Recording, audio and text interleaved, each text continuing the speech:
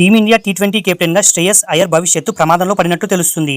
సూర్యకుమార్ యాదవ్ వ్యక్తిగత ప్రదర్శన సరిగ్గా లేకపోవడంతో మేనేజ్మెంట్ శ్రేయస్ అయ్యర్కు సారథ్య బాధ్యతలు అప్పగించింది. అయితే అయ్యర్ నాయకత్వంలో టీమిండియా ఇప్పటి వరకు ఒక్క టీ20 విజయాన్ని కూడా నమోదు చేయలేకపోయింది.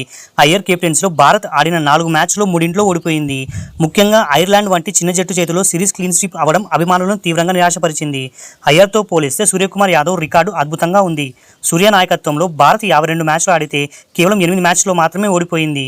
అతని హయాంలో సౌత్ ఆఫ్రికా, ఆస్ట్రేలియా గడ్డలపై సిరీస్ గెలవడమే కాకుండా 2026 టీ20 వరల్డ్ కప్ కూడా సాధించింది.